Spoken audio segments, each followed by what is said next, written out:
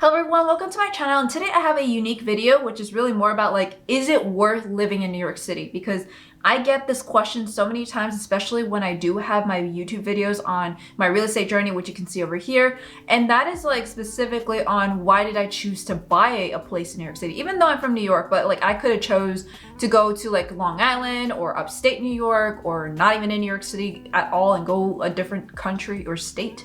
But for me, this is the video that I think can answer a lot of those questions in terms of, is New York for you in terms of living? Not as traveling, not as a short-term thing, as personally living here for a long term, maybe for a long period of time in your life.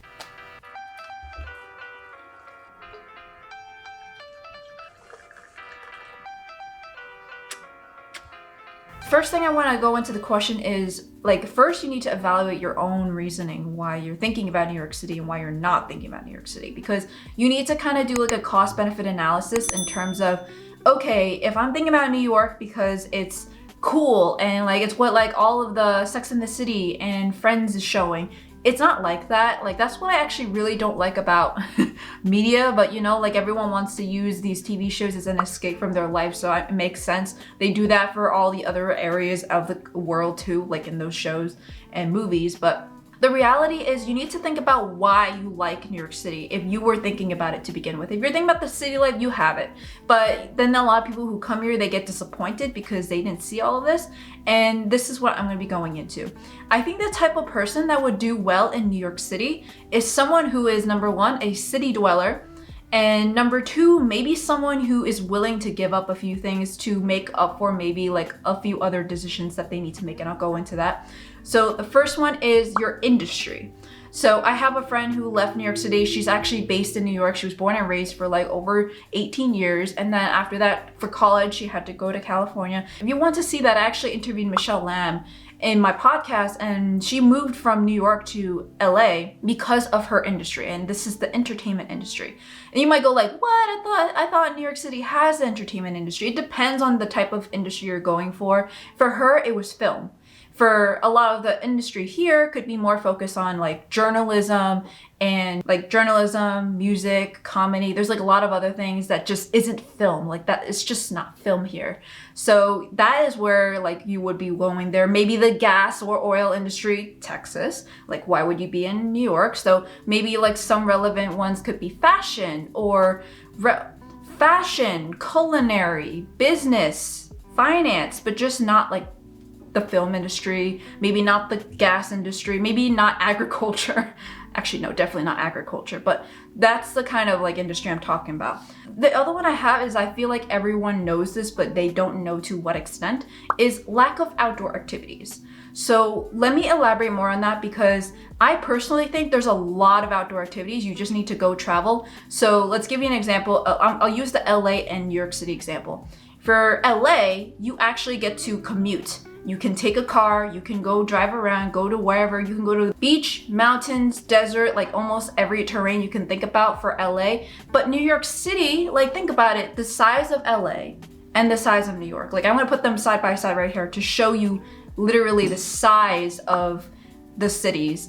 But the thing is, New York City we have beaches, we have oceans, lakes, rivers, parks, and a lot of other areas. You just need to think outside of Manhattan. I feel that's what a lot of people come in for New York City, is Manhattan.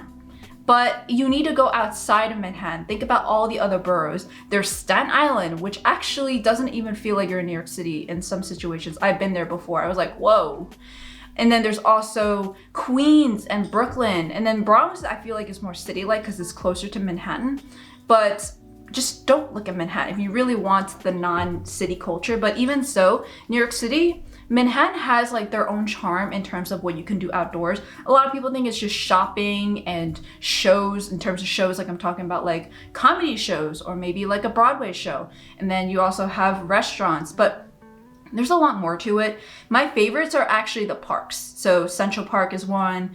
And then there's also like the side parks that are kind of like you get the city skyline, but you get a lot of greenery. There's going to be more people there, of course, but like that is just the beauty. Is like what I'm saying is like ask yourself, why are you interested in New York City? Is it because of the glamour or is it because of actually the city life? If you like city life, you'll fit right in. A lot of people who I think would like New York City specifically is someone who probably doesn't drive that much or at all. That is one of the main reasons why I like it, honestly, is I could take the subway, trains, buses, walking is huge. Like you can literally walk everywhere and then like actually be able to make it on time. There's no like people talk about traffic, and that's why I don't recommend it for people who have cars or drive a lot or want to drive a lot, because what I'm talking about specifically is like maybe you want to go on a lot of road trips. New York City is not for you then if you want to go on road trips. But it is good for you if you like to fly a lot and take trains a lot. I'm talking about Amtrak, NJ Transit, Path, the subway trains alone. Like you can go almost everywhere. There are buses too that can go everywhere. And there's like a lot of mega buses. You have Greyhounds everywhere. Like literally, actually I was a regional director for Phi Chi Theta, and a lot of the things I did was actually take buses because I, number one, hate driving. Number two, I don't have a car. So I had to go travel to 13 chapters along the East Coast. How did I do that? Buses and trains. I didn't have to drive a single bit. Maybe one time I had to actually hitch a ride from another e-board member. But at the end of the day, like I was able to go travel everywhere with just bus and trains.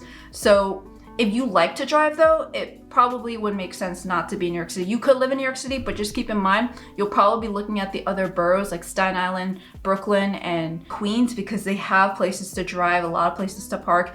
Traffic only really applies if you're closer to Manhattan. Even like where I am in Brooklyn, I'm closer to Manhattan, but it's hard to find parking even though I'm in Brooklyn.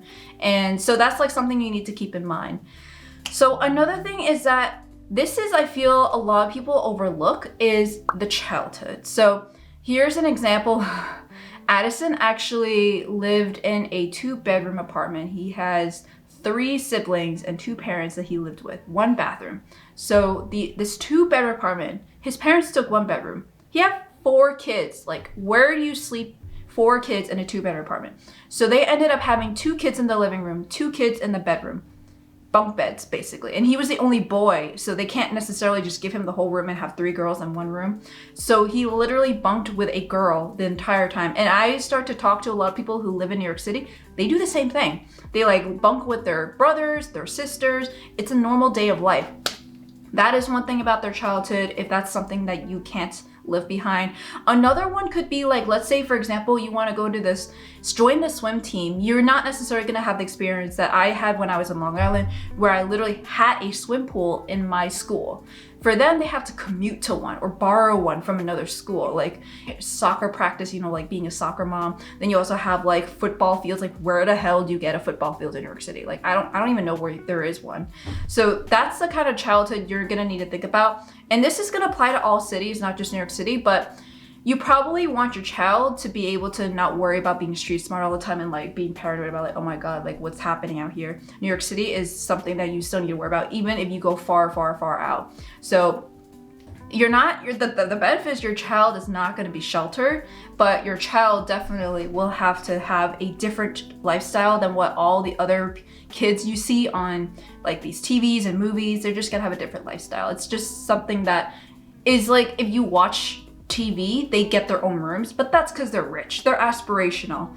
But in reality, it's not like that. Majority of them are going to be sleeping in the same rooms as their siblings and even other family members. The last one, which I feel like everyone says, is space. So before you click away from this video, because everyone's going to be like this, is that I'm going to give you my 2 cents in terms of like, when is it worth it to leave for space? So for me, I think if you have like a big family and you really value privacy, I think privacy is huge, then you're probably going to want to consider it. But the thing is, you also need to look into value of money, because you can get a lot of space in New York City for like, if you go further out to the suburbs, Queens, Brooklyn, and Staten Island. But if you really care about space, think outside of Manhattan, because you're not going to get space in Manhattan. Even when we were looking at even when I was living in this 250 square foot apartment, it was not even a really apartment, it was a studio. That was like 1850. And for a lot of people, that's too much money for just one person. And so when that was the case, you may need to start looking at roommates. So think about your kind of living situation. And also when I'm talking about space too, is that also sometimes, and again, this is just like going to depend on where you are in New York City. It actually does depend on where you are looking in New York City, because the types of properties are going to be limited. So if you are in Manhattan, 100%, almost all of them are going to be apartments. Almost all of them. Maybe if you go a little bit higher up towards like Morningside Heights or Washington Heights, you're gonna get a little bit more of like a house maybe, but it's gonna be very hard. Then you go to the other boroughs, you're gonna start to see like the ones close to the city, like in this case, like maybe on a bridge or close to like a train station or bus station that can go into the city. You're gonna get a lot of apartments, not a single house maybe. The further back you go, you're gonna start to see that a lot of them will actually be more of like multi-family apartments. So this is where it's like a building, but it's not like an apartment building. You kind of like have your own floor, or maybe you have like a townhouse where you get one side and the other. You kind of share a wall. You share some kind of wall or floor at one point with another person. For a house, you need to go a little bit further back. So like you can go for Queens. There's a lot already that can be within commutable distance, but then the further you go, the more you need to start to resort to buses. When you are in an apartment area, typically that's where all the subways are. And then the further you go out, where you start to see houses, you're gonna start to see buses. So you're gonna have to transfer from bus to subway. So that's like where you may want to sacrifice space for commute. But again, this depends on your lifestyle and depends on your work and depends on like what you're willing to give up. Because like, let's say for example, my mom, she lives in Queens, but her job is actually in Queens too. So she just drives. She doesn't really need to take the subway or bus like how I have to.